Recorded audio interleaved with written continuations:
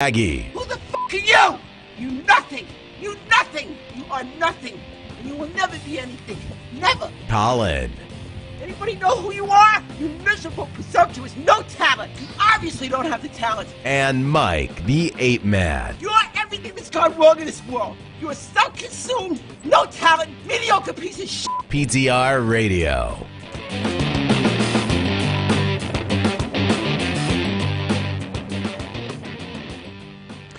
Good evening, everybody, and welcome to PTR Radio here on the fabulous interweb. A couple minutes late because Windows sucks. You know, if it wasn't such a pain in the butt, we would run Linux. But everything we need isn't on it. You know, just port everything to Linux, then we'll use it. All right. Just make it so that we can run everything there, and we'll think about it. Listen, do not try and convince us to run a Mac, because that's even worse. I got one. It's sitting right there, but I'm not going to use it for an everyday driver. I have a Mac too, but it's in the fridge for lunch tomorrow. Yeah, it's big. So, you know, Macs are fine, and as I work with more and more consultants, I see them everywhere. It's really weird. People are using Macs for almost everything, things that they definitely shouldn't be. Development. People are using Macs for development. Why? There's perfectly good Visual Windows. Studio. There's perfectly good Windows machines that are better. You should use those. You know, I don't know what your problem is. You know. What's the matter, Mike? Well, I was listening in, and I'm getting text messages from some. Is it somebody else saying thank you for your AT&T payment as a loyal customer? Click this link to get your free gift. No, I get lots of those. So, yeah, me too. No, it's not. I get a lot of those as well, and it's not me. I can promise you that. That's about all I can promise you. It's not me texting you guys telling you, hey, guess what? You won. No, it's something. It's something I signed up for through my health insurance. It's like a biometric physical therapist thing called Hinge, and you tell them where it hurts, and they tell you where to put the two like Wii sensor type things, and it shows you the movements you got to do, and it's supposed to help. You know, it's supposedly going to help my knees feel better. We'll see if it works. Didn't cost me anything, so the hell, we'll give it a shot. Really? Huh. But of course, they text me while I'm listening to the Facebook stream to see how we're coming through. So of course that I'm getting ya ding dong in my ear as loud as possible. So yes, that's right. I may be the last person. I still have ya ding dong as my my text notification. That's okay. You know, that's all right. That's cool. There's nothing wrong with Yaya Ding Dong. So, okay. The toy should be up for Mike. He should be able to see your wonderful messages in, and you know, I'm going to start working on a way where Mike can see the text messages if you text 217-787-0232. Yes, I'm going to make a way that you can see the text messages. You're going to break something doing it. I know you are. Well, see, what? Wait. Go ahead, Colin. It has to be the first time that phone number's done anything in years. Well, you know, it all started it was Thursday before last. The phone provider, actually, that I know it's amazing we didn't notice, but our telephone number went down for a while. Went down for a week. I mean, and nobody complained. Is this related to that thing that Nate Dogg was posting up on Facebook about? I saw he was arguing with somebody. Yeah, probably. I wasn't arguing. I was trying to not argue with people, which is as difficult as arguing. In fairness, he wasn't arguing, but it was more like Yeah. Okay, you're commenting on the trouble. When are you going to take the time to respond to the 17 level 3 tickets that we have open with you, or something like that? I'm like, Yeah. thank God that's not who I work for, because yeah, so there's a provider out there, and you know, let me preface this by saying this could happen to anybody. All right, it just so happened to this company. So VoIP MS, who is a fairly major voice over IP telephone provider, was the target of a pretty vicious cyber attack, starting Thursday before last. And from what I can gather from both personal experience and from listening to stories from other customers, the phase of the attack kind of went like this. They downed one server, the attackers downed one server, then sent them basically a blackmail email saying, listen, we did this to your one server. Pay us a Bitcoin or we will do it to all of your servers. Now, a Bitcoin, I don't know what the current exchange rate is, but hold on. Yeah. No, you keep going with your story. I will find it. So they said do it within an hour. Okay? After they let $43,000. Okay, yeah. So $43,000. Now I am not advocating to paying terrorists what they want. All right? And you know, that's kind of what this is. Let's just be perfectly clear about it. But as far as follow through, these people get an A. All right? These people are not quitters. These people, you know, the guidance counselor could not say that they didn't put their mind to something, because they did a heck of a job of bringing down a service. All right?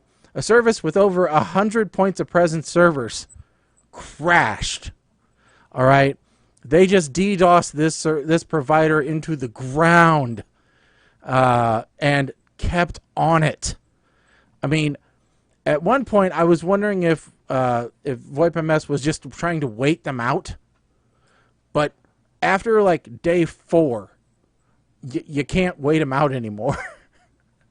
And we were hearing, the user community was hearing rumors of, all right, after the first demand for money didn't pan out, then they said, okay, $10 million for us to stop. And if you don't pay in 24 hours, we'll up it again. And the next time we heard a number, it was $15 million.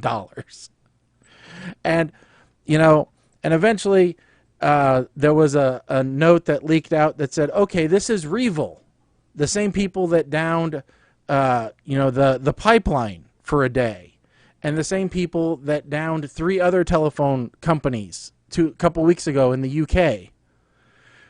Not people you want to mess around with necessarily. No. Now, again, I'm not advocating paying giving into terroristic demands. That's not what I'm saying. But what this did showcase is, you know, a fault in their planning. Okay? I'm not going to say that they didn't plan for anything, because obviously they planned for some type of an attack, but not of this scale. And we don't have the numbers of what the attack was or how vicious it was, but we do have an attack from the UK, from what the UK saw 2 weeks prior. The UK saw, and now this is getting deep, so the geeks are going to like this, and the normies aren't going to know what I'm talking about here.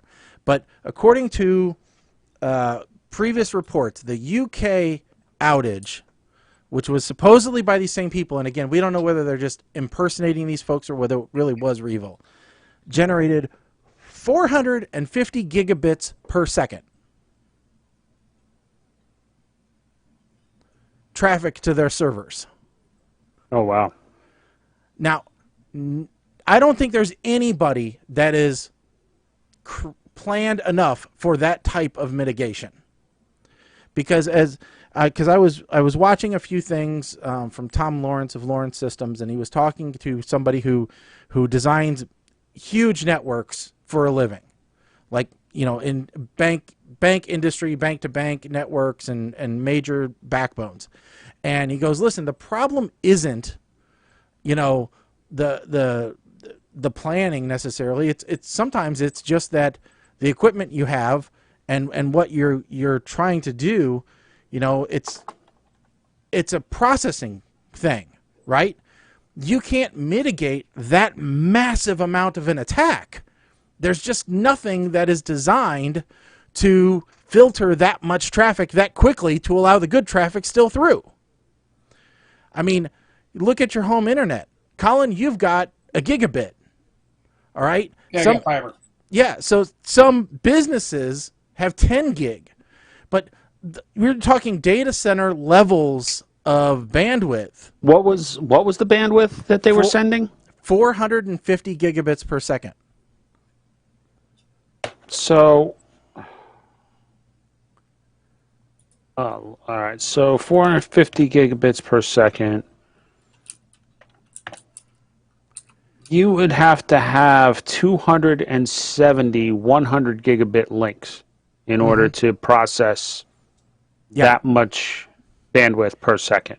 Right. And, those have to funnel somewhere and have a machine capable of doing it. It's not just the bandwidth in either. It's the processing that has to take place to say this traffic's bad versus this traffic that's good. And that's not something that you leave on all the time, because especially you had a ton of armchair quarterbacks saying, well, just put it behind Cloudflare and you'll be fine. Not knowing that Cloudflare doesn't even do SIP protection. That's not a service that they offer. So they don't even do telephone service protection. All right? And protecting a website is a hell of a lot different than protecting a telephone service. Telephone service latency is key. So you don't put something in to protect the telephone service unless you're being attacked, because it takes too much time. It adds too much time to the processing. And that's why they're going after telephone services, because it's getting more difficult. If someone sets themselves up on AWS or Azure, then it's going to be really difficult to denial service that out. But phones, you can still get to the phones. Yeah, because they have to go to a single place. Because here's the thing. A phone number can only go to one location. It can only go to one server to call into. It can't distribute that out unless it's an 800 number and there's a gotcha about that. But regardless, most local numbers. So it was very interesting. It was a learning experience for me to know how certain things work and what the protection methods for this kind of stuff is. And I got caught up in it, and my customers were pissed. And so I ended up moving almost 50 lines, that then I had to go in and reconfigure and get working. So but it was a major, major outage and the people that are doing this, I'm sure they think about the things that, they're disrupting the main company they're attacking, and they're disrupting all the resellers of that service and all the businesses that those resellers service. So, they're going after major, services. So, it's not cool.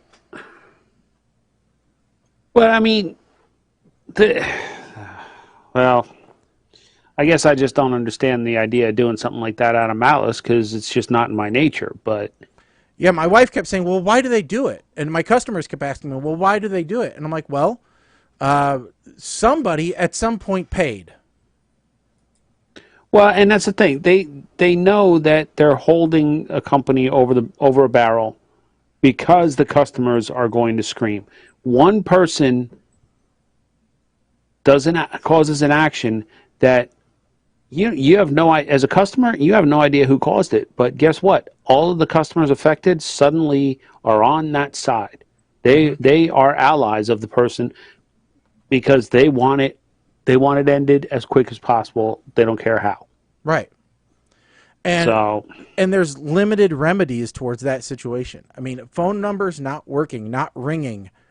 What do you do? And I had tons of people going, well, you should have, backups in place and all this stuff. What? You're going to publish multiple numbers from multiple providers? This isn't like internet connections.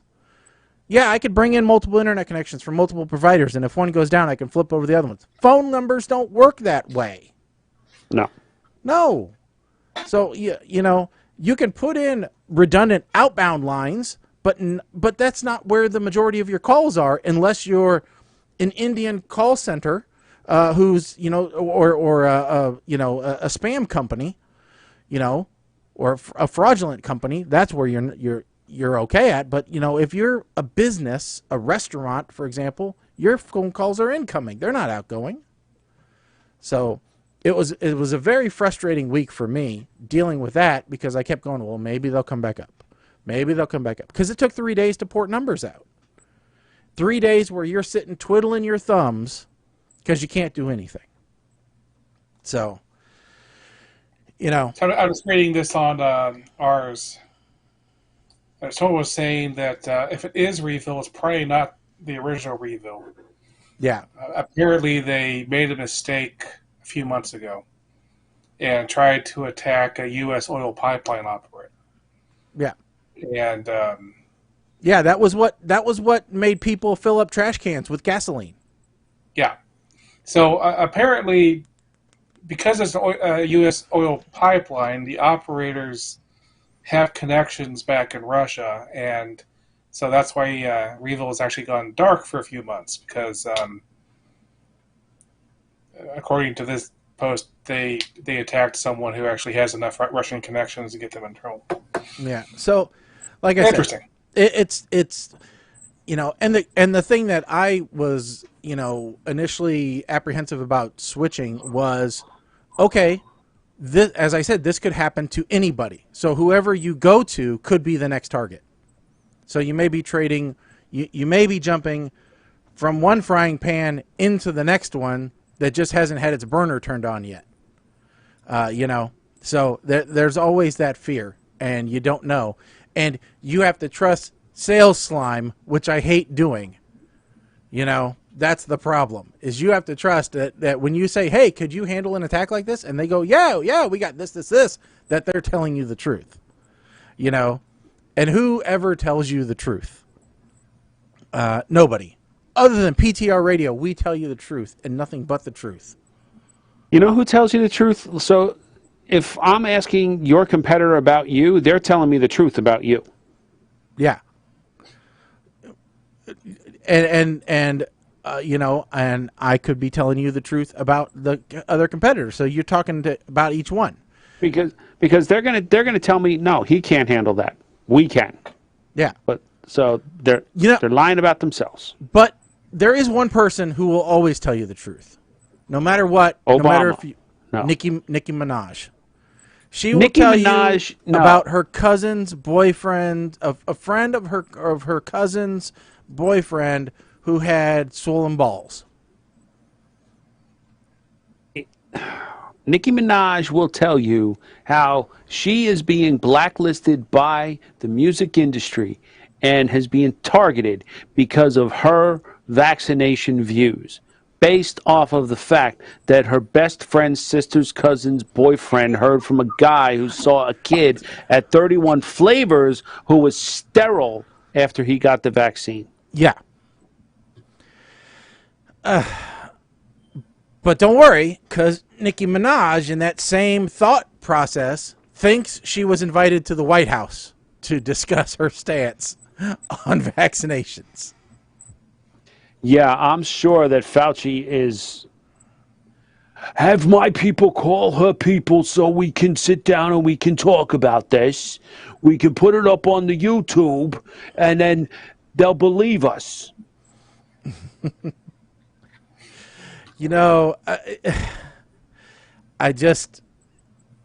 It's interesting. It is very interesting that... Actually, no, hold on. If I'm gonna do Fauci, like, you gotta, because anytime he does a web thing, he's always...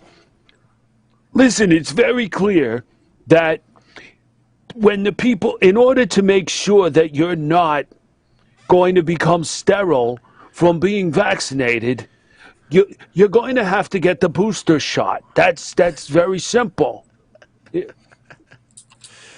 They're trying to assassinate her character, is what she claims. No one else will ever ask questions again. Don't you see what's happening? Wasn't she a hooker? Didn't she come out and admit to like roofing Johns and stealing their money? Somebody once said, "Oh, we're gonna have legends out on the stage like Nicki Minaj." Is legend? No. You ain't even Megan Thee Stallion with the extra E. I don't look. I'm sorry. Cardi B was accused of prostitution, not Nicki Minaj. Gosh, I'm getting them so confused. They're Cardi B and Nicki Minaj are two different people? I guess. No. Yeah, Nicki Minaj was the one who got fired from a job as a waitress at Red Lobster. That's right. Nicki Minaj was the one that pissed off Mariah Carey on that one season of American Idol. She's the one who killed American Idol. Well, I don't see a huge difference in them. You know, their music is different. And I know the difference. But Cardi B is the one that they brought on because the Fast and Furious franchise needed another cameo to draw people in. So they have officially jumped the shark in space. Now, which one sang the WAP? That is Megan Thee Stallion, and I think that's Cardi B. Okay. With her. Well, I don't know. All I remember is watching the Grammys or the Video Music Awards, or one of them, and Kim saying, let me tell you something, if WAP wins that rap song of the year, our generation is doomed. And it did. No, it didn't. It didn't? I thought it won. I don't think it... It didn't win the category that doomed it. WAP Award... American Music Award for Favorite Song Rap Hip Hop in 2020. BET Award for Video of the Year in 2021. BET Award for Best Collaboration 2021. People's Choice Award for Favorite Collaboration Song in 2020. We're doomed. You're right. It's Cardi B and Megan Thee Stallion. Oh. We're doomed. Yep. I do not know any of these songs, so if that one is better than any other rap song, then why do I care? Hold on. You haven't seen the video for WAP? I have carefully not watched any of these videos. I so want you and the parents to watch it on the big screen together. I want do not do that. I want the Blairs react to WAP. Let me tell you something. Not telling Colin and his parents and his family to react to that video, but the Blairs react to. I would subscribe to that YouTube channel. I'm not saying. I'm just saying. Yeah. I think there's enough React videos out there. I watch too many of them every day. I get sucked into the ones every once in a while of the guy reacting where first time hearing Bohemian Rhapsody. Where did you come from? Oh, I first time listening to Stevie Ray Vaughan. I can't not watch a video where they haven't heard Stevie Ray Vaughan play before. Between that, Irish People Try. Oh, love that channel. 3 times a week, gotta watch. And Guga Foods. I don't watch that one. Guga Food. He does he started out as sous vide everything. Like his that was, but now. So it's like Epic Meal Time. He does a lot of dry aging experiments. Uh-huh. Like he coated a steak in peanut butter and dry aged it for 30 days. Coated a steak in Nutella and dry aged it. Coated a steak in I think he did butter. He rehydrated a steak with bone marrow or beef marrow. He's done a lot of experiments like that. And so And then he's done experiments where he cooked a full brisket in the microwave just to see how it would come out, because people dared him to. But he does a lot of that type of cooking, and I'll get sucked into that sometimes, but... Yeah, I got hooked into... I went down the rabbit hole of... there's a guy who does testing videos. It's like a farm progress or something, like a progress test or something like that. Oh, Project Farm. Project Farm. Yeah. Yeah, Okay. I'll get sucked into his, too. Yeah. Yeah, so... But, no, yeah, no. And then, Claire... Franken Reviews is also good. Yeah. Yeah, but you know what's best is PTR Radio. 2 hours of great content that you can't, not watch. So that's the best one. Mama Blair surprising us. Mama Blair is the hippest person in PTR's circle, because... Let me tell you a true story. I had friends of mine threw a party probably about 2 months ago. And I said, okay, well, I'll tell you what. I'm going to come out of retirement and I'm going to DJ. I'm going to make up some DJ mixes for you. Give me an idea of what you like. Sent me a link to an iTunes playlist. I didn't know a single person on that. It was all like house music and techno house and trip hop and I'm like, yeah. Thankfully, I could just go and type in the names and find, the genres and stuff on my record pool, and I was like, oh, some of these songs I don't even know. Like, yeah, I got asked to. I DJ'd a wedding, and they asked me for a couple songs that I had no idea. It's like Ash Shaker 3000. I'm like, what the hell is that? Like, oh, it's by the Booty Brothers. Who the hell? I never heard of it before. Nor do I want to hear about it. No, here, listen to the Thong Song by Cisco. That's better. Here. I got the dude. Here, I got the dude from America's Got Talent. I got Tone the Chief Rocker. You'll like this one. B-O-O-T-Y. That butt you can't deny. B-O-O-B-O-O-B. I got that one for you. Yeah. Or how about this one? I have a pen. I have an apple. Apple pen. I have that one for you. Yeah. I had already run out of all my games to play, and the mother of the bride comes up and goes, well, do you have any games I can play? No. I didn't bring my game set with me. I already gave out my hula hoops. I'm done. I'm out. So, all right. Talking about being old, there is a short list. Older folks pointing out things that kids today wouldn't understand. Now, I bet that we can go beyond this list, but this is a short list of. They have 20 things here, 18 things here that kids do not understand if they were talked about them today. If you were to talk about them today, and most of these are very simple. Waiting for your favorite song to come on the radio so you could tape record them. Okay, first of all, they don't know what tapes are. That's no, you they could do. just stop at that. They kind of know because from Guardians of the Galaxy. Yes, and also because they're coming out with boom boxes again that have actual cassette players in them. Why? Vinyl was one thing. Vinyl, actually, you could make a case for. No one has ever said, oh, this sounds so much better on cassette.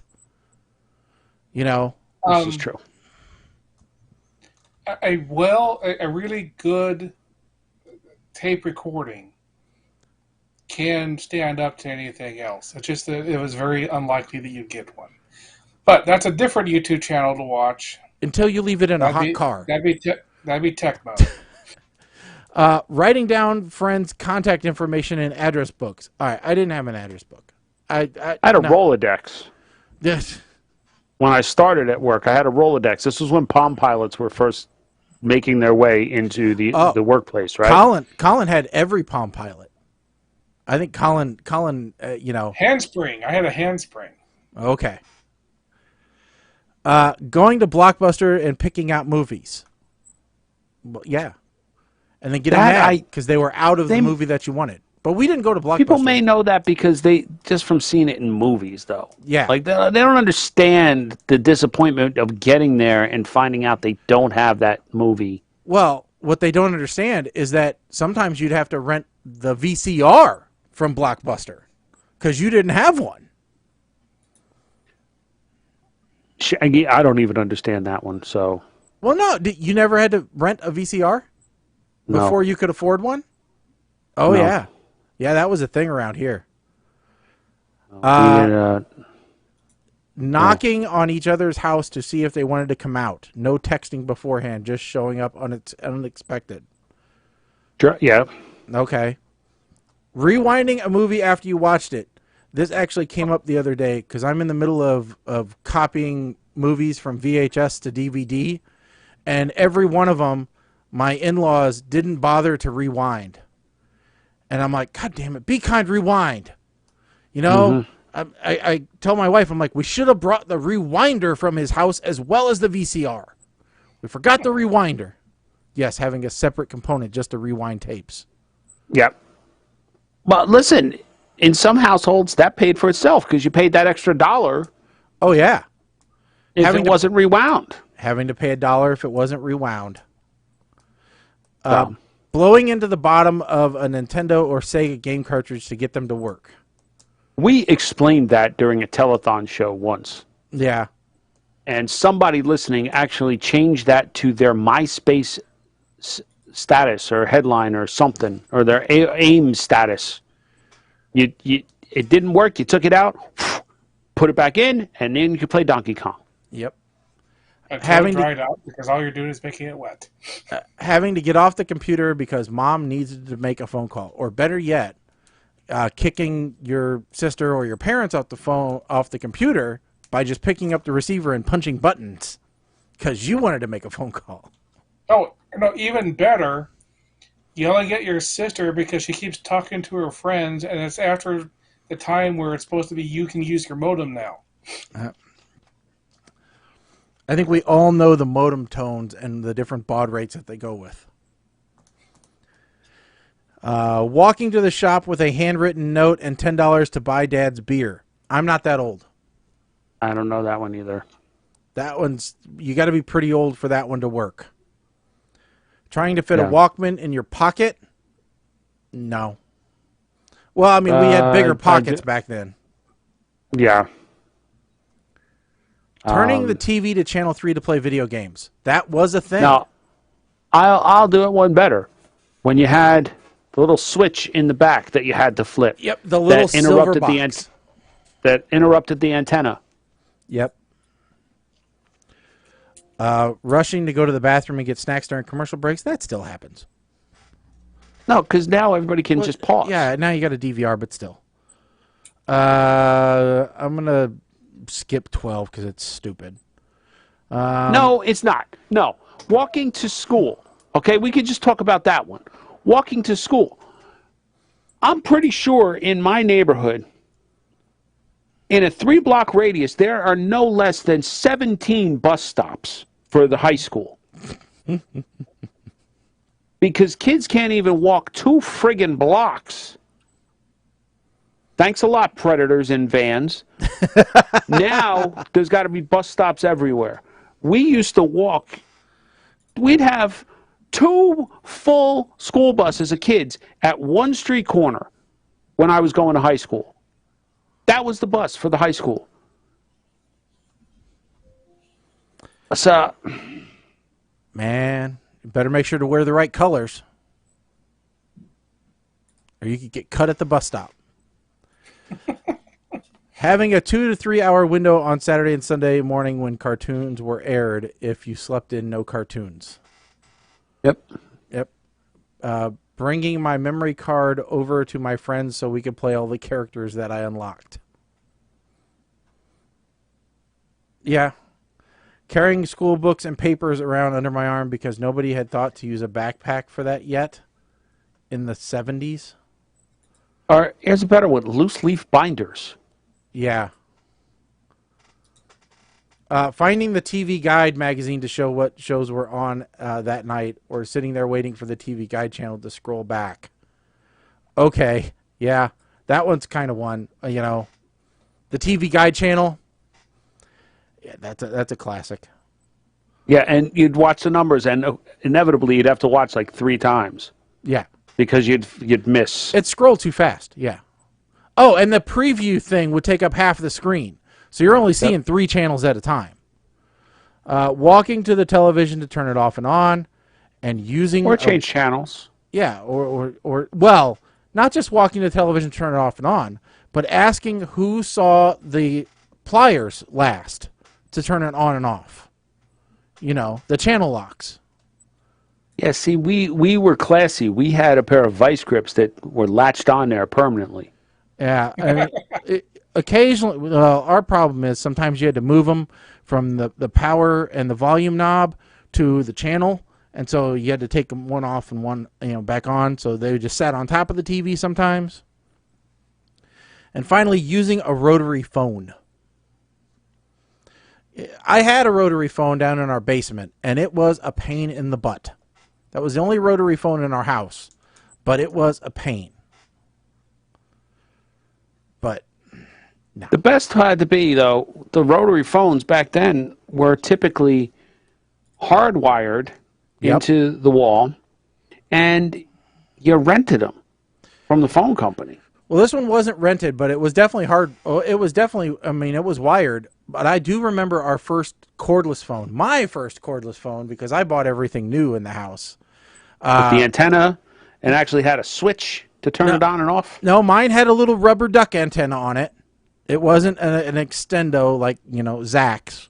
But I had a little rubber duck antenna. I think it was like, 500 megahertz or something like that. I mean, it was ridiculous. And yeah, you could walk about 20 feet away from the base station, and that was it. Yeah. And those good old days when you could pick up, baby monitors. So yeah, old tech. When you clean out an older relative's house, that's when you typically find this stuff. Like, hey, what was this? What was this? And I don't know if I would necessarily say that a Zune is old tech as it is failed tech. Yeah, I mean, it was just it was a good idea that didn't catch on. Well, it was a good idea that already caught on with from somebody else. I liked my Zune though. It was a good player. You could play Doom on it. So, Not the one I had. I had the preview. I had the original Zune. But all right. So that's old that's us being old. Now, Mike, you had posted an article about The View, and I haven't had a chance to check up on it. Obviously I'm not really a regular visitor or watcher of The View, so I'm curious. This is the first time in my life what's going on. I went upstairs and legitimately turned The View on to see what the hell was going on, because it was live. Twitter starts blowing up, and because Vice President Kamala Harris is going to be on The View, her first talk show interview since taking office. And right before she's scheduled to come out, they asked 2 of the hosts, was it Sonny and Anna Navarro? Sonny Houston and Anna Navarro, am I getting the names right? I don't know. The 2 on the right. Okay. Asked them to leave the studio. And it turns out they had to leave because they tested positive for COVID-19. Oh. Now, this raised questions. Because then it took them 30 minutes to figure out what they were going to do with the vice president. And instead of having the entire show out there, they had to cram her segment into like the last 10 minutes of the show. And of course, Twitter's blowing up because the two that had to get shuffled off were the two that had the most hard-hitting questions for the vice president.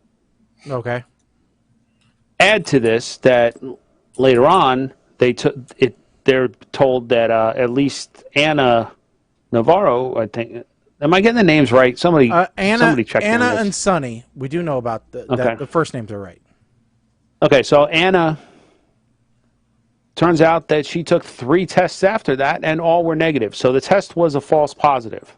Okay. Yep. That sends conspiracy Twitter into a tailspin. Right, even though we know false positives happen. Saying it was all planned. Now, my whole thing was they were sitting out there for the entire pre-show. They were sitting out there, and then they put the vice president in a remote room anyway. Why did you even shuffle him off? Mm-hmm. Like, if you just... Yeah. The exposure was done at that point. Yeah, but as far as the conspiracy thing goes, it was supposed to be this big thing. Was her first live interview, which it turned out not to be because she was in the room with them. So they decided to completely sabotage their own PR by pretending that two people. I don't know. Sometimes the conspiracy people just. I'm just wondering what are you thinking? But it's impossible to talk to them because.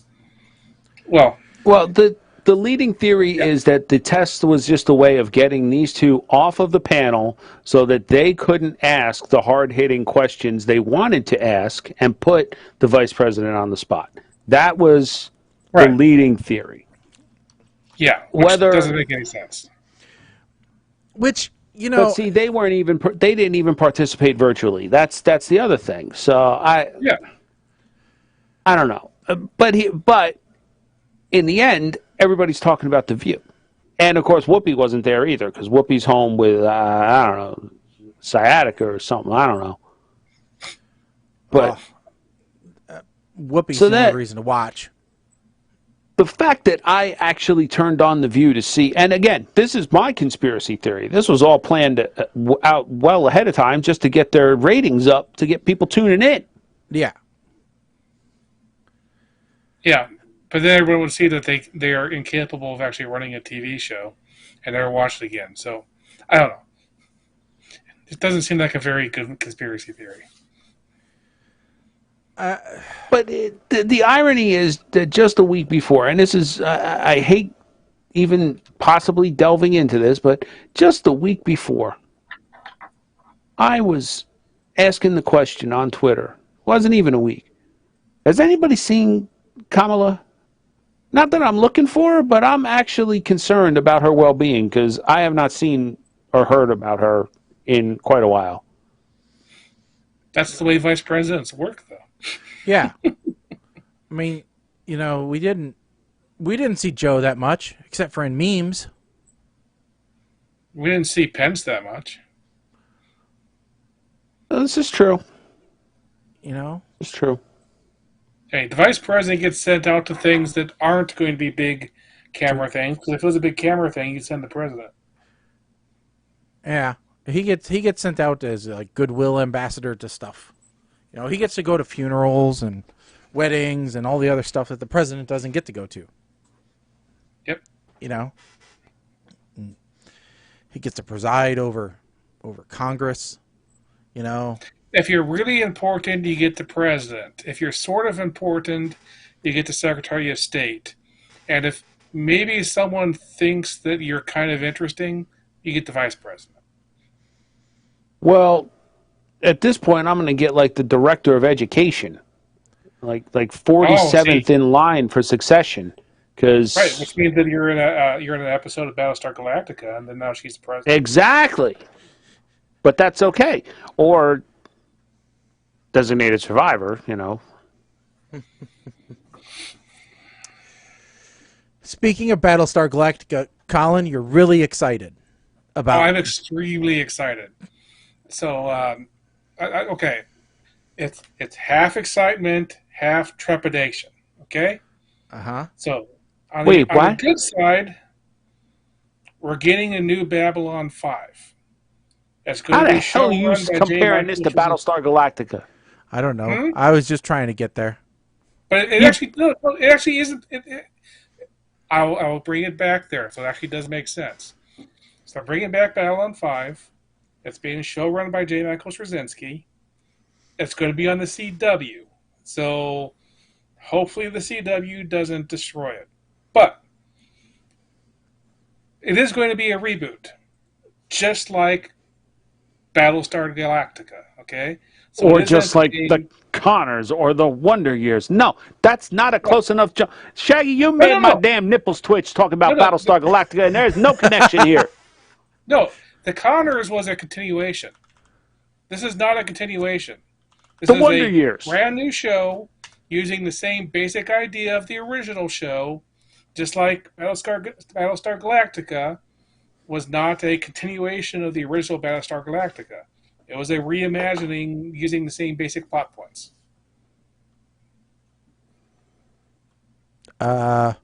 Straczynski himself even referenced Battlestar Galactica to say what this is going to be like. Nope, that's a view type thing, trying to just get people to watch it. Nope. Mike, Nope. Mike, can I give you stiff nipples again? The creator of Mr. Robot is executive producing a brand new take on Battlestar Galactica for Peacock, a series that he has consistently maintained will not be a reboot of what Moore originally crafted. Details on this new Battlestar Galactica have been scant, so when Collider's own Steve Weintraub spoke with Essman recently for an extended exclusive interview, he asked what to expect. And while Essman was tight-lipped when it came to the story, he did offer some tantalizing details about his approach to the series. So, Battlestar Galactica might be getting a reboot shortly on Peacock. Yeah, you just saved me. You saved it. Yeah, I'll say, the new Battlestar Galactica, the original new Battlestar Galactica, was very good.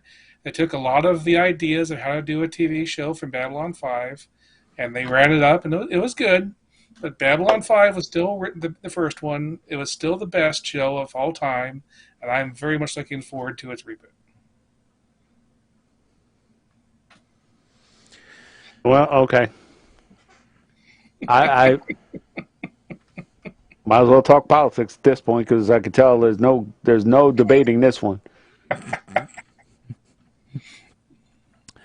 So I don't know. I had a friend of the show ready to come out and start debating, but even he said, "Nope, not going to do it." I didn't watch either of those shows, so I didn't watch Babylon 5. I didn't watch Battlestar Galactica. No. So, all right. So since I am of the mindset here that comparing these two shows is kind of a stretch, I would like to temporarily take on the role of Stretch Armstrong with the stretch I'm about to give you guys, because in one of my journeys down the rabbit hole that is YouTube, I found a video that is so ridiculous, it makes perfect sense. Yeah. And that is that the movie Snowpiercer, which yes, the TNT television show is based off of, is actually a sequel to Willy Wonka and the Chocolate Factory. Yeah, boy, this is a 14-minute, 45-second video, so it better be expansive. Notes, so I'm going to summarize for you. The theory here is that Charlie grew up to be Mr. Wilford. He saw the changes in the world. Willy Wonka was all about technology and experimental forms of transportation, which is where the train came from. The changes in the technology resulted in the extinction of the Oompa Loompas He was also about making experimental food, which is a central point of Snowpiercer. Self-contained, nobody goes in, nobody goes out of the factory. The train is the same way. It even goes so far as to take some characters and say, well, what if these characters actually were the kids from Willy Wonka? And with every level of commentary on this, I sat back and said, huh, never thought about it. So, I'm trying not to spoil it here, but the fact that in Snowpiercer, in the movie, the whole plot basically centered around children, right? And part of the issue was the train replacement parts were no longer available, so they had to use children. Well, the replacement parts that were no longer available were the Oompa Loompas, who went extinct because you never saw a female Oompa Loompa. So they had to use children to get into the tiny spaces of the engine to keep the engine running. Okay.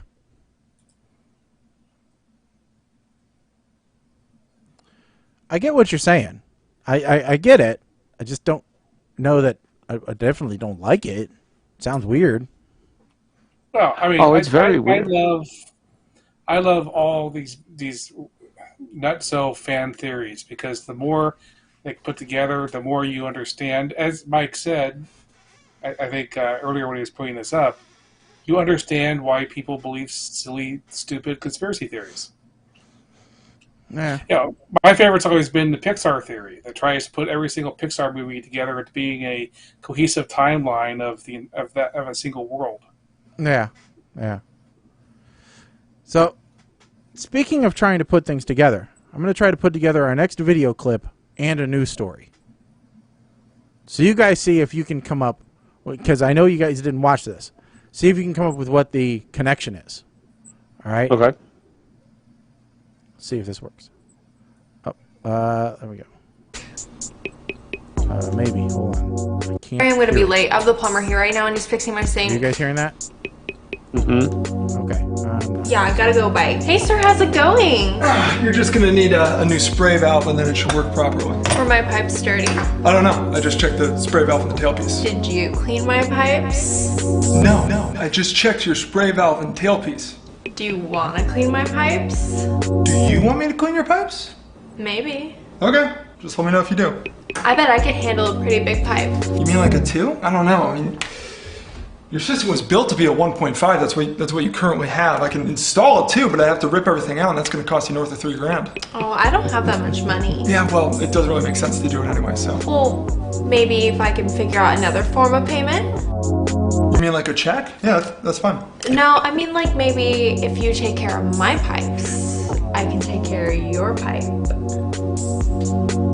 Ma'am, I do my own plumbing. So this is like it's like a reverse or bizarro world of every bad porn movie. So I don't know if that, you'll have to see if that came out over the stream or not, Mike, by the comments, or if it was just dead air, because I couldn't hear it, but I don't know if it was going out. Oh, it came to us. Huh? Oh, it came through. Okay. So yeah, it's basically it's what if it's kind of like real life porn, right? And so the scenario was a woman having plumbing done, and she's scantily clad, and trying to get out of paying the bill, using her assets.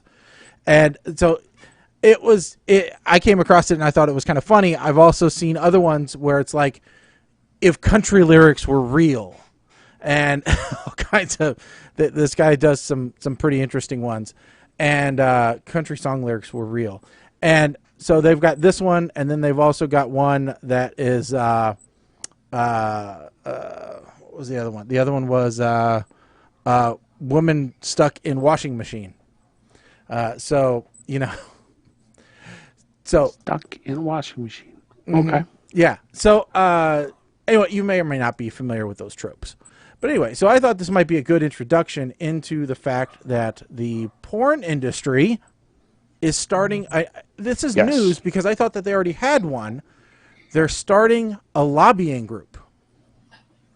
And they're actually going to have a presence on Capitol Hill.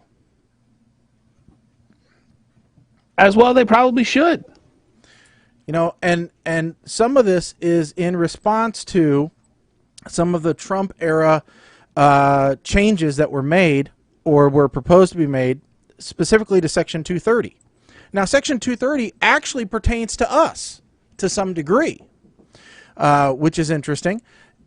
It essentially holds that distribution channels like Facebook, YouTube, Twitch, Twitter, all those are not directly responsible for the posts of their users.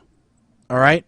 So it says that there is a distinction between the responsibilities of the platform versus the poster. So and the most recent example of this was that came down was Pornhub, for example, wasn't directly responsible for. There was a couple of incidences where there was revenge porn posted. They weren't directly responsible for that. The poster was, but the industry fought. The rest of the industries fought back, and they had major credit card companies saying, "Listen, we're going to stop processing your payments unless you change your model to stop this," because they didn't want Washington pressuring them.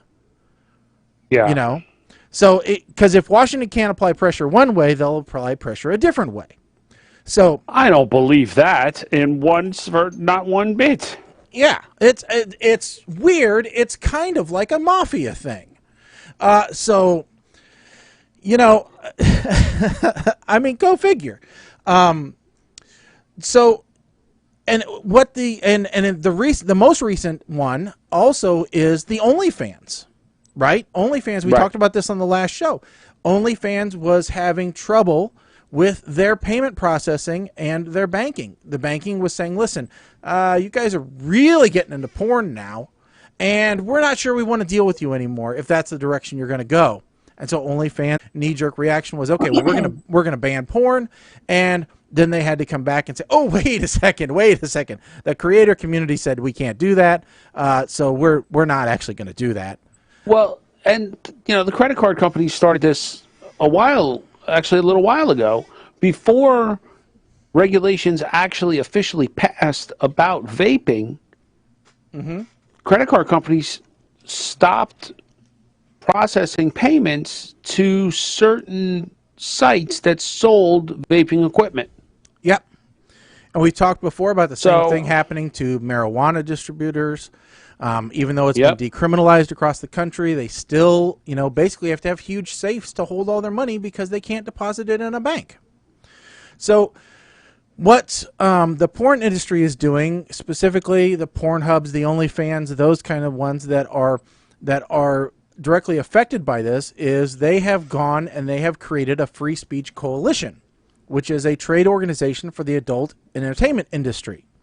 And they have contracted for two lobbying groups, Clarity Consulting, and another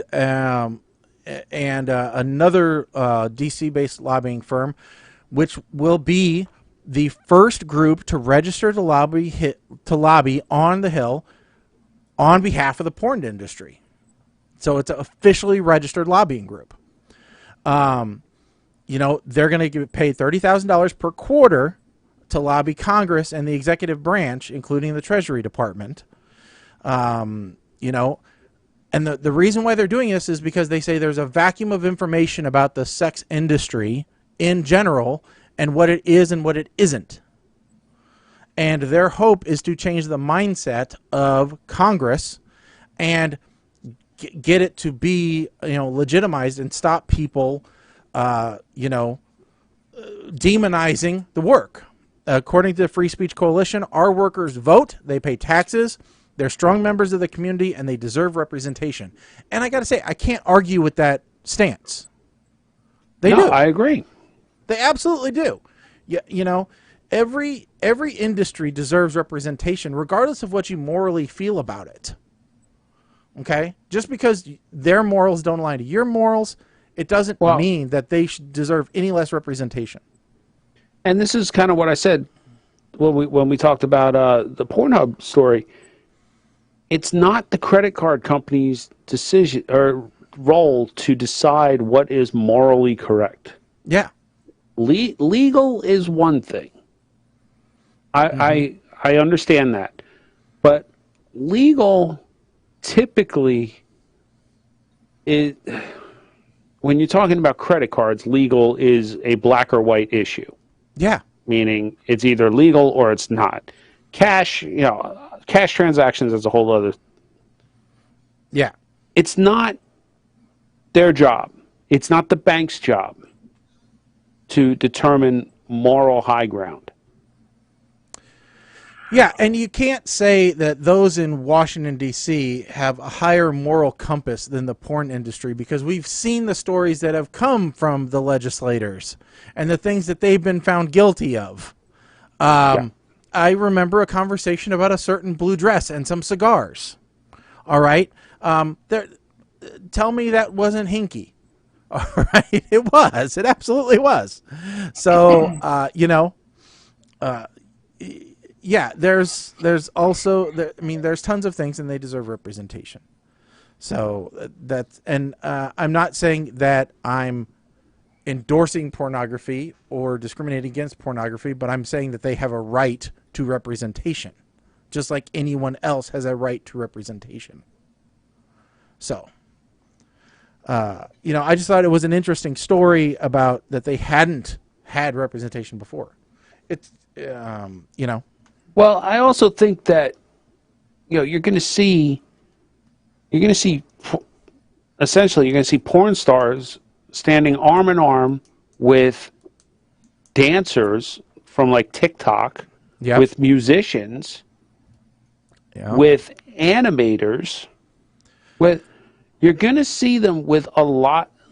This is very much a case of what one could say is the enemy of my enemy is my friend. Well, yeah, and you'll see them with the cannabis distributors. You'll see them with, you'll see them with the gun store owners.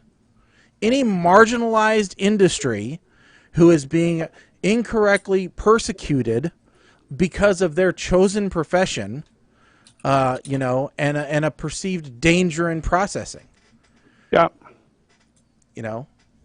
So. Now, the downside here, if this passes also, is it's going to make it much harder for, well, just speaking personally, it could very well make it much harder for us to broadcast. Yeah. Because the moment that you do start to restrict speech and hold platforms accountable for what is said or what is done on their platform, those platforms really start to choke down on what they allow on it, because they don't want to open themselves up to anything. So here, we're pretty real about what we talk about. We don't generally curb our discussions at all. We don't care if it's not popular politically. We don't care if it's, not the normal views. We just talk about whatever comes to mind. And trust me, there are some topics that we view as off the table that we don't discuss, and that's for personal reasons, not because of fear of discussing them. But in general, people could find what we talk about offensive. And in my mind, they're welcome to find it offensive, and they're welcome to change the channel. And YouTube and Twitch and Twitter and Facebook shouldn't be persecuted because somebody finds what we say offensive. That's the internet. And, they shouldn't have, guns bolted to their hands because they clap back at us. Just saying. As an example. That's a bad example. It's a bad example, but it's an example. All right. Moving on in the political realm, though. Must we? Matthew McConaughey. I want to talk about Mr. All right. Mr. Cadillac himself. Lincoln. Mr. Lincoln himself. Do we need another celebrity governor? Do we need another? We've had Jesse the Body Ventura. We've had Arnold Schwarzenegger. Do we need? Have we had any more? And do we need any more? Have we had any more governors? No, we've had mayors, I think. Well, I think Reagan was a governor first, wasn't he? I think so, yes. And he was an actor before he was a governor, so I'd say he kind of started all of this. But Yeah, do I we think need everybody else has just been in Congress. This is where it gets. Reagan was a governor. You're right. Yeah, California. Okay, so this is where it gets a little hinky again as far as where we want to go with this. If he said it was anywhere but Texas or Florida, then people might have a completely different view on this. Because Texas and Florida are arguably the two states that seem to go completely in the face of everything the federal government is trying to do in regards to, I'm going to say, COVID mandates. Yep. Right? Well, so Texas has a history of going against the grain in everything. Well, yeah. And look, I'm not supporting the governor of Texas. Who I don't even know what the damn name is. DeSantis is Florida, right? Yes. Yeah, DeSantis is Florida. Who the hell is Texas? Texas is Greg Abbott. Greg Abbott. Okay. Who said he was going to get rid of all rapists in Texas. Most recently, he said he was going to totally eliminate rape in Texas, single-handedly. Okay. Yeah, and he probably said that in response to, well, what are we supposed to do about abortions in the case of rape? Well, I just banned them, so we're going to get rid of rape. Yep. Look, I don't agree with a lot of stuff. And by me saying this, don't interpret it as my supporting of him. But if it was anybody less controversial, McConaughey wouldn't even think about this. Yeah. That's the long and the short of it. This is no different than Caitlyn Jenner. Well, it's the opposite side of the coin here. Caitlyn Jenner is running for governor in California because she doesn't agree with the heavy restrictions. McConaughey is running because he doesn't agree with Abbott's hands-off, free will, go against the federal government kind of thing. It's kind of... I'm just going to ask this question because, well, you know, I haven't tasted my foot in a while, so... Is every actor a Democrat? No. Okay. No, because it sure seems like... Look at a guy who was talking to an empty chair. Clint Eastwood. Oh. Clint Eastwood. Okay. It seems like anybody who's interested in... It seems like the majority is probably... Because the governor was, right? Democrat, yep. No. I don't know. Governor is Republican. What's that? He? I thought he was Democrat. Oh, wow. Okay. Oh, okay. All yeah, right. you're right. He was. You're absolutely I'm correct. completely wrong then. So here, I'll tell you. Here's 27. Do I think McConaughey would make a good governor? I do think McConaughey could make a good. He seems very down to earth. I question more of why. Is he doing it because he wants Abbott out of office, or is he doing it because he genuinely thinks he can improve the state of Texas. Because in the end, that is what an elected official's job is. It's to improve the quality of life for the constituents. He'll change the state motto. Instead of the Lone Star State, it'll be the Chill State.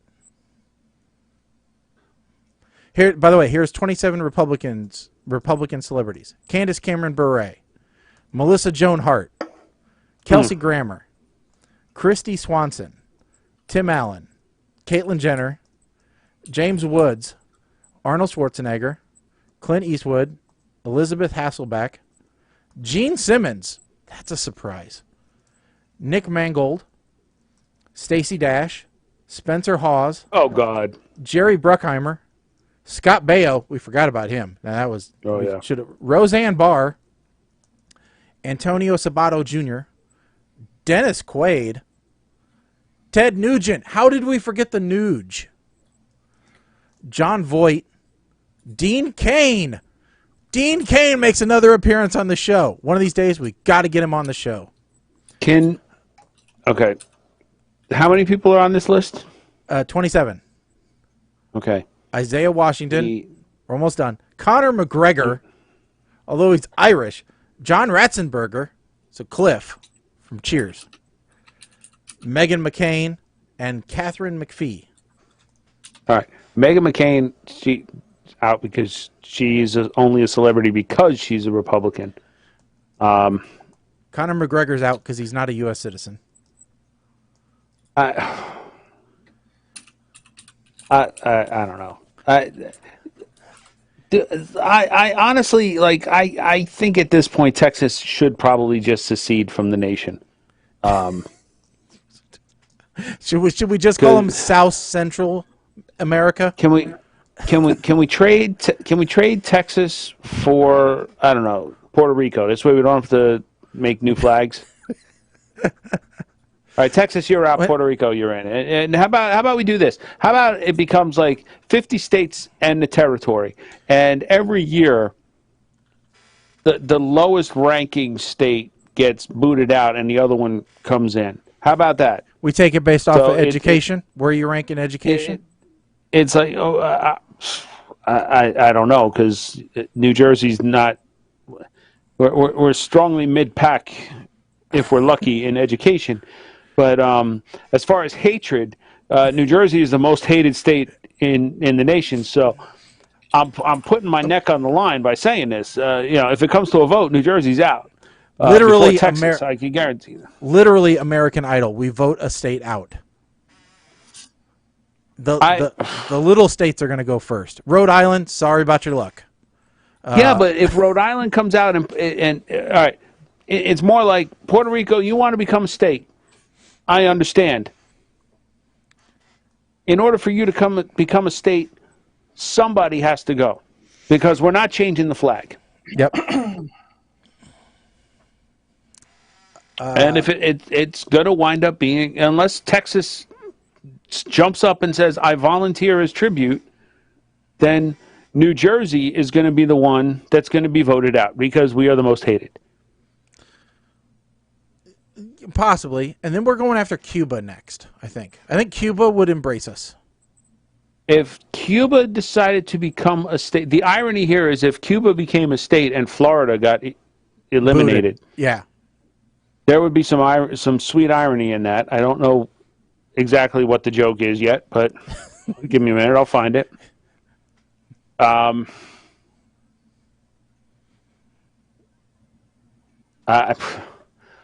let's ask the other question. If McConaughey runs, who should he run? Who would be the person from Hollywood we want to see him run against? Well, I thought Bento was going to run on the Democrat side for Texas. Who? Oh, Beto O'Rourke? Yeah, O'Rourke. Yeah, that guy. Oh, yeah. Bento. Sorry. I'm thinking of bento boxes. Yes. Yes, of course. Well, the last name is the important part. It's O'Rourke, yes. Beto. It's like, isn't that guy on YouTube who does videos about... Sorry. Music producer on YouTube? But yeah, it was weird because I looked at the 2022, gubernatorial registry. He's not on it. He's not registered as an applicant for the governor run race. Of course not. Because he hasn't decided yet. But it's just too early. The deadline's coming up, man. Yeah. Or he's going to try and do it as a write-in. This way, he doesn't have to declare a party. Yeah, could be. And listen, if anybody could win a governor's race as a write-in, it's Matthew McConaughey. Or it looks like he's Dwayne still "The Rock" considering winning. Yeah, Dwayne "The Rock" Johnson. God, how many Governor Johnson tweets would we get a day, or Instagram posts? By the way, I bought some of that Terramana. I bought the Reposado. It's not too bad. The tequila. I drink the Blanco. We went through. We're now going through a cycle. This last time we didn't buy Terramana. This time we bought El Jimador. Is George Clooney? No, George Clooney is Casamigos. Oh yes. No, this is just another one that was kind of recommended in the same range. But yes, we're now. I'm going to become a tequila snob within the next year. I guarantee it. Yeah, see, I'm not that big of a tequila drinker, so I don't have to worry about that. Yeah. But I like Aviation Gin though. That one's good. I'll keep buying that. That's not bad. So, and I'm gonna probably end up buying a Crystal Head vodka just so that I can have the damn glass. Can we talk about real quick? Horror Hollywood's big secret is out. Elvira. I know Elvira came out with a new book, and right before Halloween. Mm-hmm. Do you have any idea how many of my friends are going as a rainbow Elvira now? Well, it is interesting for those that don't know. So Cassandra Peterson, aka Elvira, Mistress of the Dark, opens up about hiding her 19-year relationship with a woman. Now, previous to that, she had been married to a man, but both relationships she hid from the public, because she wanted to maintain the persona of Elvira, who was basically a horn dog, and honestly, kind of a sex symbol throughout the 80s and the early 90s. So she didn't want people to know, oh, here's Elvira who has a husband and kids, or, oh, here's Elvira, the lesbian, which in an interview she said, I don't really even consider myself a lesbian or bi or whatever. She goes, I just happen to love someone who happens to be female. She goes, but I'm just a person who loves somebody else. She goes, I don't label what I am. I'm just a person who loves somebody else. And she goes, she said, I actually had to talk to her, for quite a while to be able to put this in the book, because she wanted it to stay private, not because we're ashamed of each other or anything like that, but that she didn't want the attention that she knew it would bring. And she said, it's nice to be able to now share this part of my life with her that she couldn't before. So it was a very good interview for me to watch, and from Yahoo Entertainment, and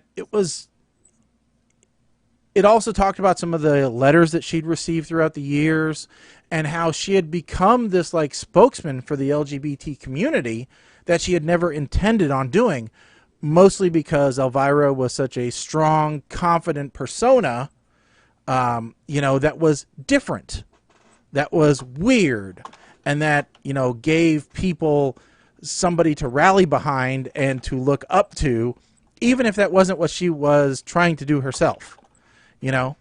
So it was a really good interview to watch. And so if you do just look up Cassandra Elvira Peterson opens up about hiding her 19-year relationship with a woman, you'll find that interview, and it's an 8.5-minute interview. It's really easy to watch, and it was really good. So, but yeah, it was weird to listen to that, to go, oh, okay, Elvira's with a woman now. And that's, to me, it doesn't change the mystery of it at all. You know, I remember her from hosting, you know, the cheesy horror movies at night. That's, you know, what I remember Elvira from. So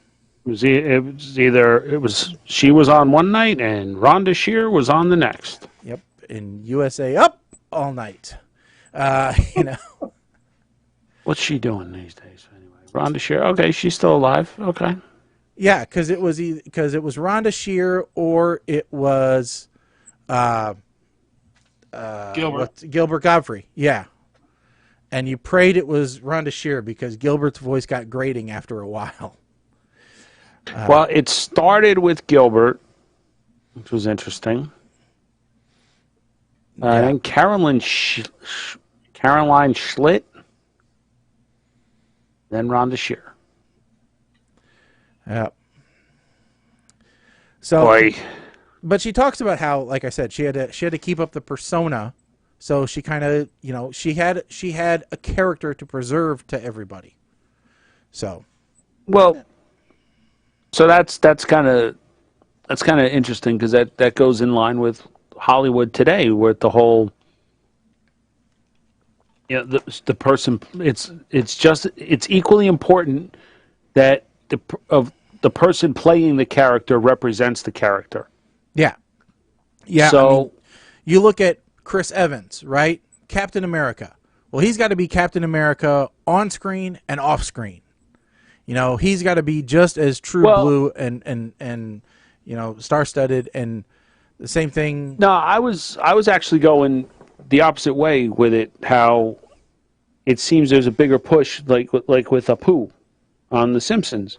Oh. Well, he's a racial stereotype. No, I digress. I'm sorry. What? A black character being voiced by a black actor. Mm-hmm.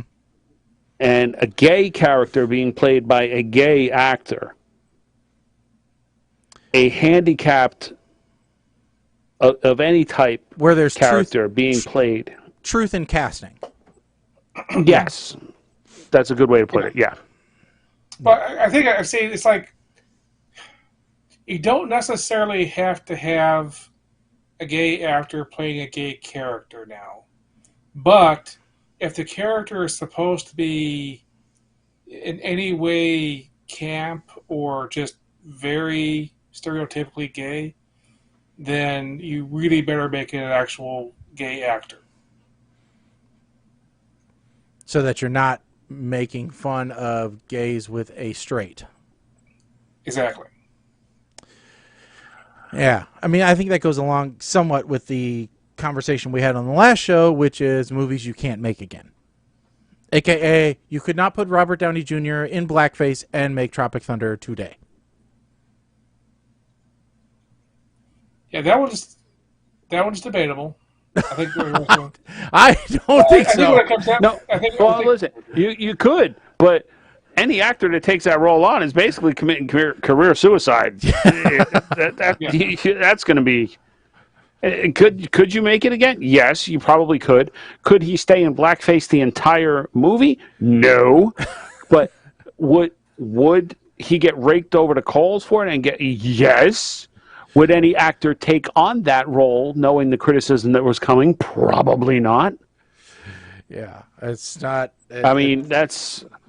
Listen, you know how they'd have to do it. If they were to remake it, they'd have to like hire an actor and have him just act it out, and then CGI him black. Yeah, because there's no way an actor would agree to that. It's just not happening. Yep. So, All right. It is 7:30. It is time for us to get into our double feature movie review. Now, tonight, we have as always, we have two movies to watch. We have Spencer Confidential and Guns Akimbo. Now, for those of you that are new to the show or maybe haven't heard it as often, so you don't know what the hell we're talking about here, we take two movies that are recommended to us by Netflix, Amazon, Hulu, whatever, and based on other stuff that we've watched. And, we will put those into a list.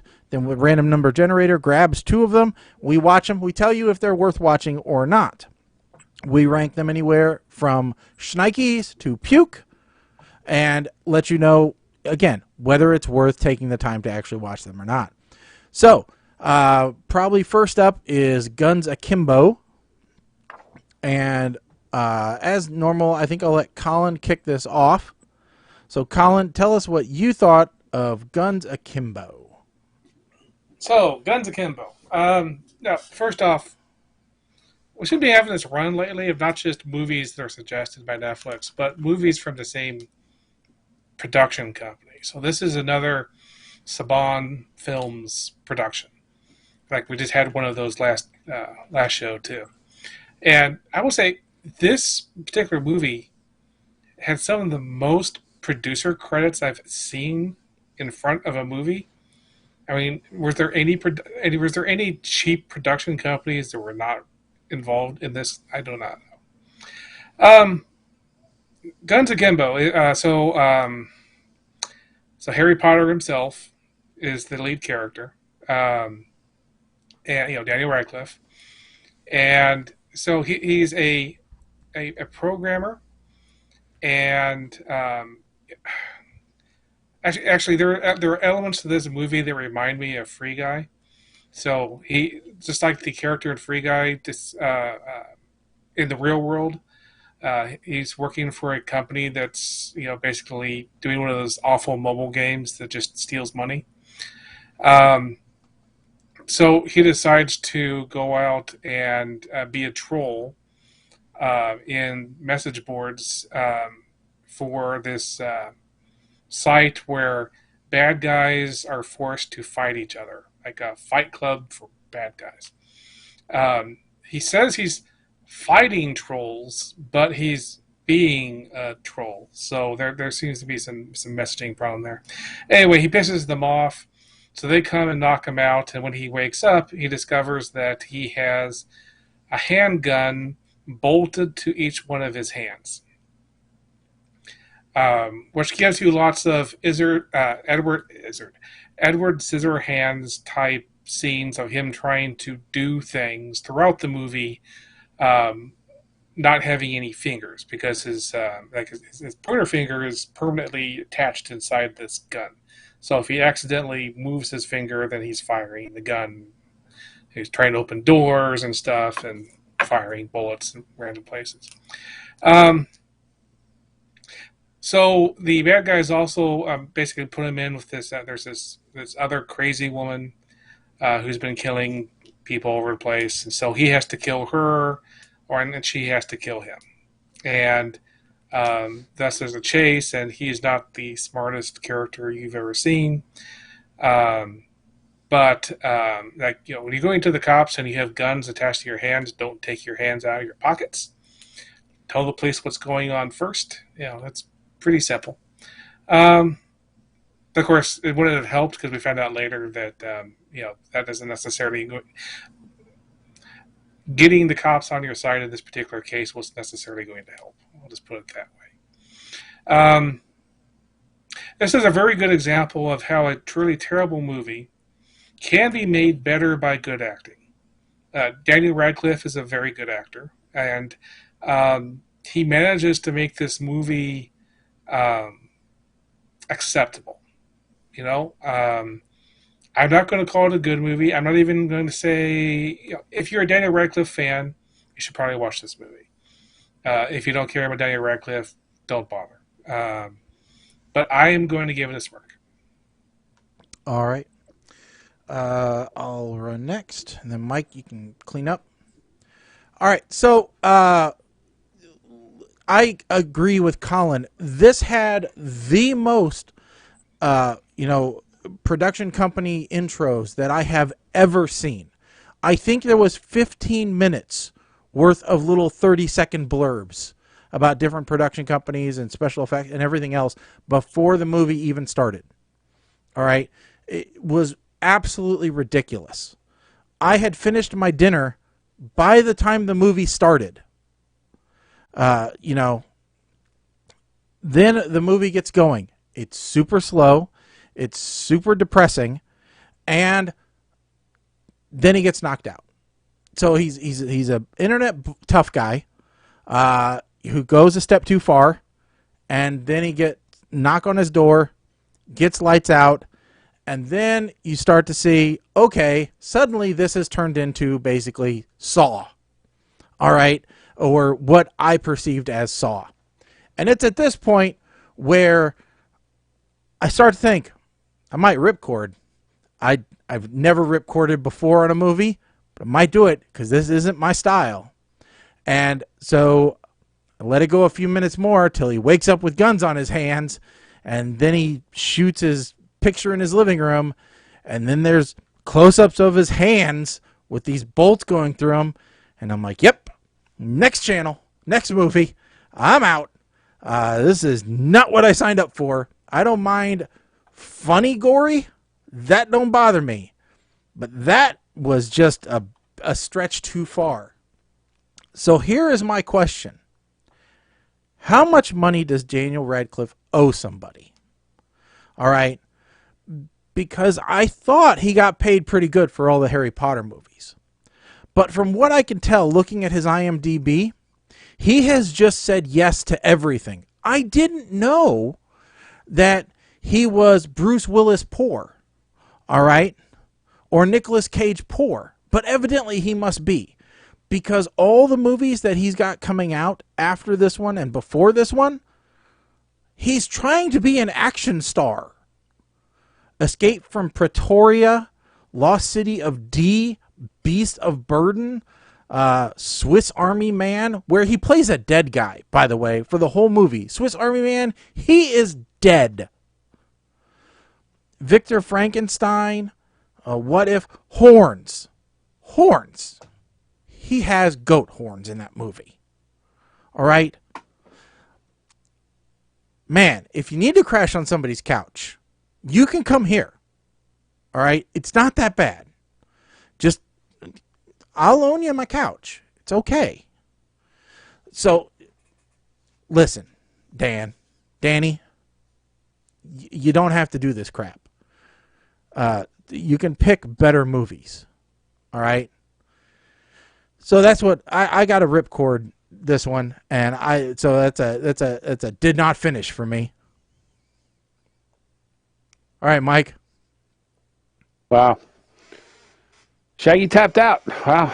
All right. So let's just start by saying that every 2A nut out there that watches this movie, and by that I mean the ones who want to own all the guns, saw the Uzi in the very beginning with a drum magazine and said, I think I need that to hunt them there deer right there. So, giant bear slippers. I need them. Not really, because my dog would be afraid of them. So don't go putting that on some wish list for me, Shaq. Another movie where we got to see a GD dick? Really? You'd think they would give him at least one finger free. You know, pick his nose or something. You know, Nix is the babysitter. What's she doing with a rocket launcher? I'm digging the soundtrack to this movie, by the way. The first thing I did, I went to the DJ pool to see, were those songs on the record pool that I could get? Because some of the remixes I thought were awesome. Nick steals a guy's motorcycle, and safety first in a movie where they're trying to kill each other, she puts a helmet on. There's a junkyard scene that I think would be like the Rumble scene in Anchorman, if a movie scene could be on meth, the way he reacted to the girl wanting to take a selfie. Oh, you want to take a selfie with me? Okay, sure, go ahead. And he just walks away. I taught him that. I personally taught him that. That is exactly how I react in public when folks are like, "Oh shit, Mike the 8-Man, can I get a selfie?" Yeah, sure. You just walk away. Except for my wife. I have to say that Nix's final scene in this movie is perhaps one of the best final shots I have ever seen. Right down to, digitally speaking, right down to how they had the shockwave ahead of the flames from the explosion. It was phenomenal. Puke to Schnikes, I am not going to lie. If they did not show the fake penis during the bathroom scene, this probably would have gotten a Schnikes. Maybe call it PTSD from all those damn Adam Devine movies that we had to watch in a row where there was peni showing up in everything. Therefore, this is going to get a big old belly laugh from me. With the exception, reserving the right that if they go back and make a sequel to this, because the ending did kind of allude to a sequel, I may come back and revisit this. All right. So, but Shaggy wouldn't know because he didn't get to that. Nope. It basically became a farcical comedy after the part where you pull the ripcord out. Yeah. I figured that probably would happen, but better safe than sorry, as I always say. So, next up, Spencer Confidential, starring Mark Wahlberg. Or as my wife calls him, Mark Wahlburgers.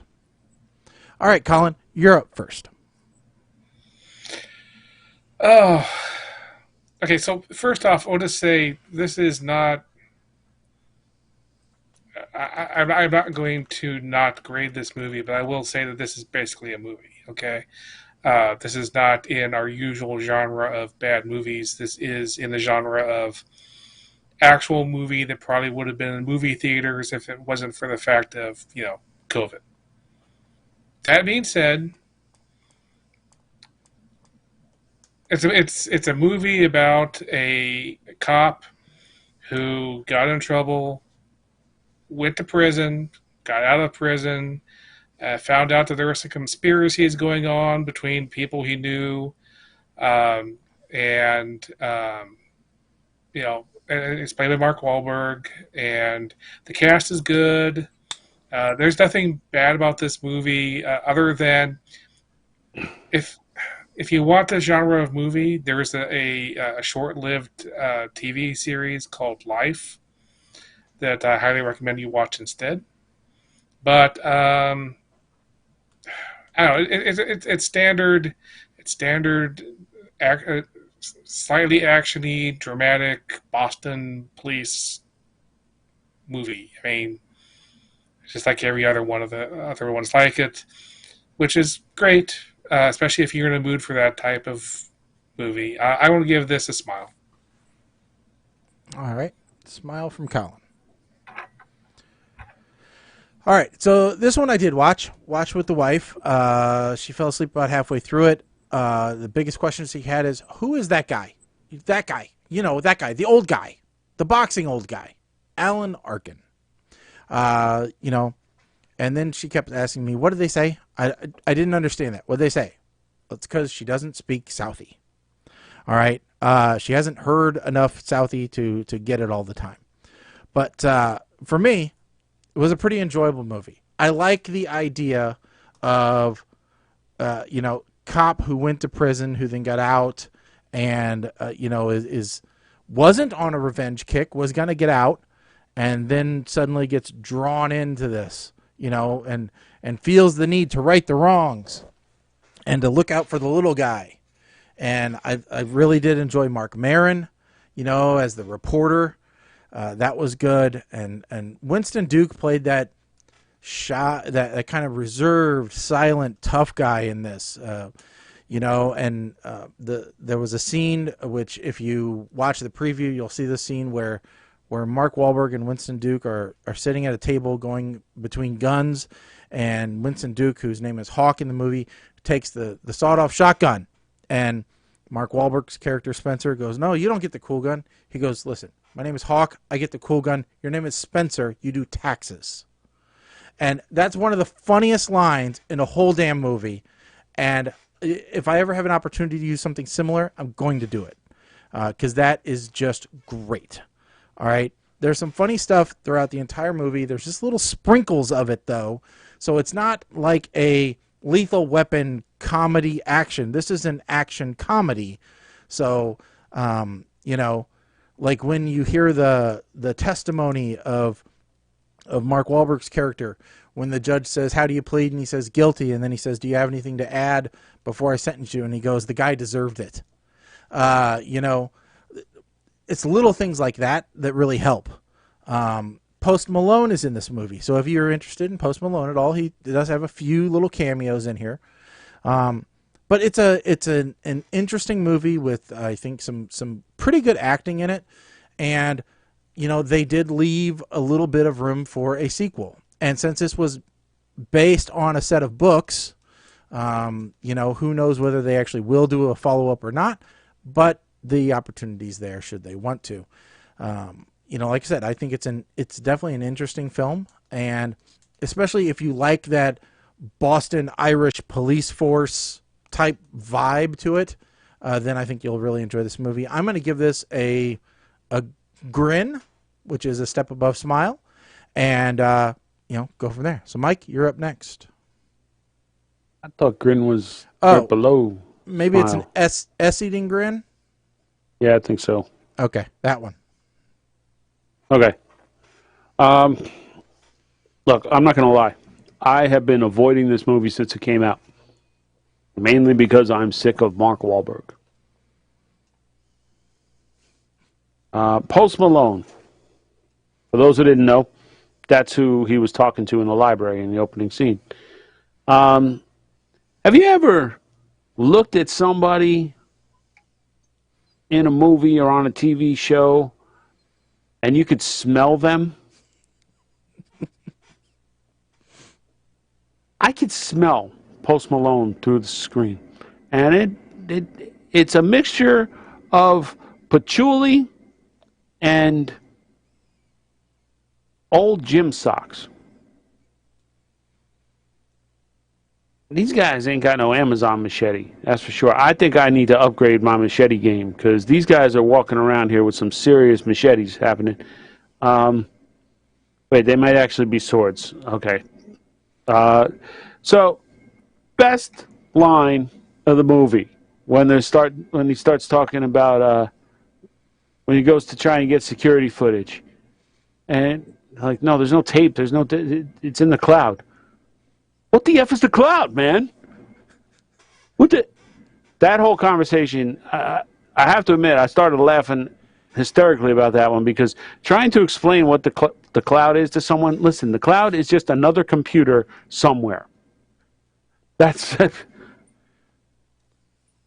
this guy Hawk is my new spirit animal. Okay, he was all blah blah blah blah blah whatever. He killed the cat.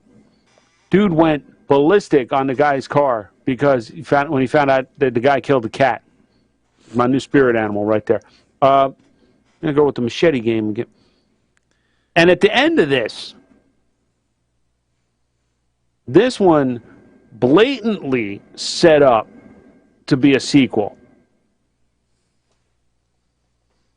So I'm going to give this one a smile, because it was fun to watch. There were quite a few. There was one small thing that I didn't like. So at the end, and here, kind of spoiler alert, at the end there, he shows up at the racetrack in the tractor trailer. But they never show him, like, Colleen Camp is never seen again after that initial scene. So did he steal it? Did she know he took it?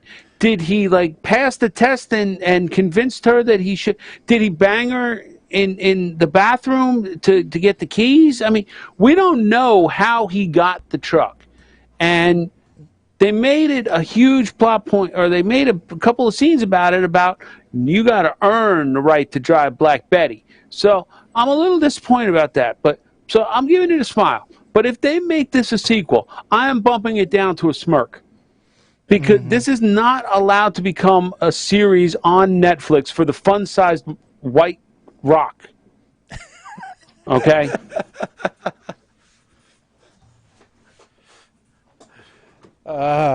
Fun-sized white rock. I like it. I just want to reiterate. If The Rock and Vince Vaughn had a baby, because Vince Vaughn is pretty much the same character in every movie. Like, his acting method, there is no method. He's just himself, and that's it. In every movie. That's Mark Wahlberg. In every movie, he's just Mark Wahlberg. Okay? There's nothing different. He's just the same guy in different clothes. Sorry, Colin. No, I was going to reiterate. So the TV series I was referring to was Life. It was from 2007 to 2009. There's 2 seasons. It was on NBC, and unlike almost every other series that's ever been on U.S. network television, they actually pretty much finished their story at the end of season 2. Stars Damian Lewis, and so if you have any interest in this genre of cop goes to jail and gets out of jail and reintegrates, definitely try to find Life. It's a good show. So what's interesting is, Mike, we both talked about how they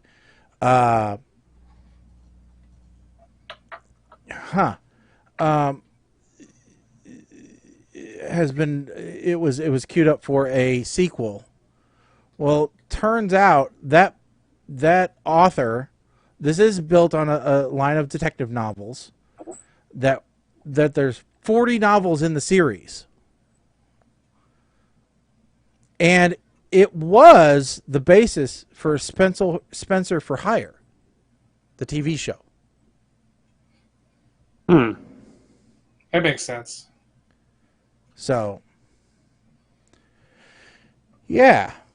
Oh, I almost forgot. So in Life, the Alan Arkin part from this movie was done by Adam Arkin, Alan Arkin's son. So there's actually... Maybe that's the reason why I put the two together, because they remind me of each other. So, all right. Well, it's time. That makes sense. That makes sense. I was thinking the name Spencer seemed like it was a connection there. So yeah, that's nice to know. All right, time to pick for next show. Mike, what are we up to? Where are we at? Hold on. We're only at 19. All right. Yeah, I forgot to put more in. 9. See, 9 is unavailable. That is Operation Endgame. Okay, how about 19? This could be scary. Uh-oh. No, maybe not. What the? Hold on. Let me make sure. Okay, so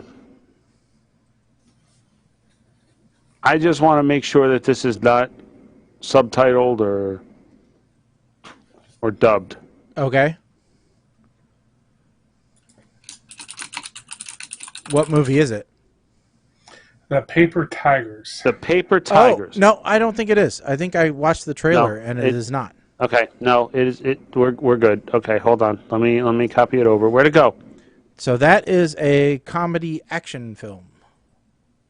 About 3 guys who were students of a martial arts teacher as children, and then who, as adults, have to basically avenge the teacher.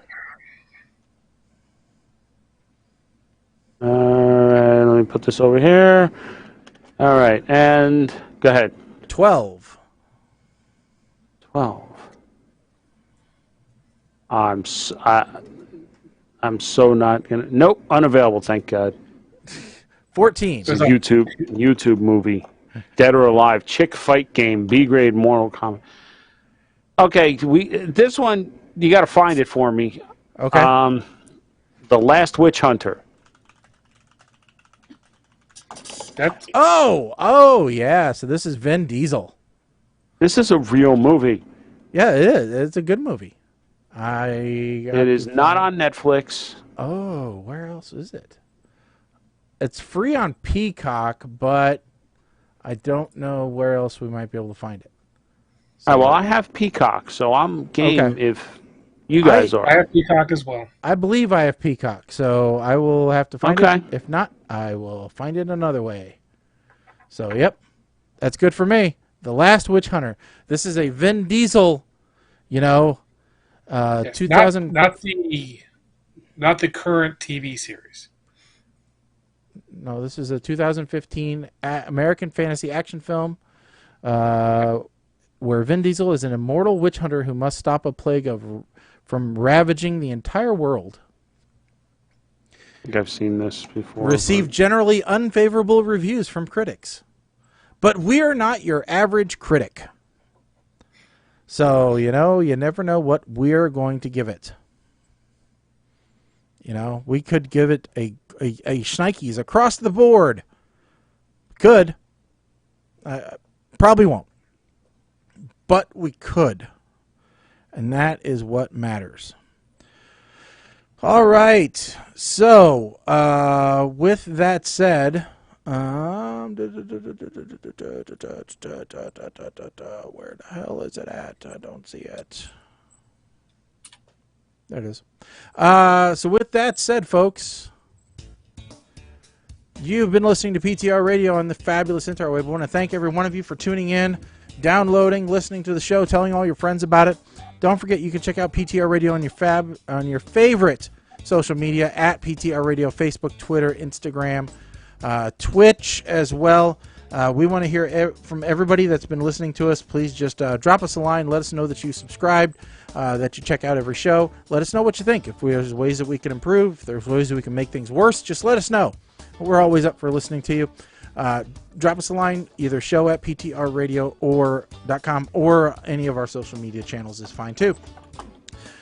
We will be back in 2 weeks. That's 2 weeks, so we will be back on the... No, we won't. We're going to have to figure out the next schedule for the show because I am not going to be here on the 11th. So we'll figure out when you have plans for Indigenous Peoples Day? Well, actually, Mike, nope, we could. I'm not going to be here then. I suppose... Nope, I couldn't even do it. I would say we could do a live show on the 18th from your house, but I don't think I'll be there then. We will. There might be something. I don't know if you're going to be around the week of the 17th or not. Yes. All right, so there may be a special episode or something the week of the 17th. Who knows? We'll have to see. Hell, if you were going to be here the following Sunday, which is the 24th, I could have had you guest MC my first live event in, I can't tell you how long. I'm calling numbers at a bingo. Oh, no, I'm going to be home in bed on the 24th. That is my goal for the 24th. It's to be done with my travels and be home and in bed. But anyway, so we'll let you know via social media when our next show is going to be, so that you can tune in and listen along. So with that said, folks, I'm Shaggy. I'm Colin. I am Mike the Ape Man. Stick a fork in us, folks. We are done. Later.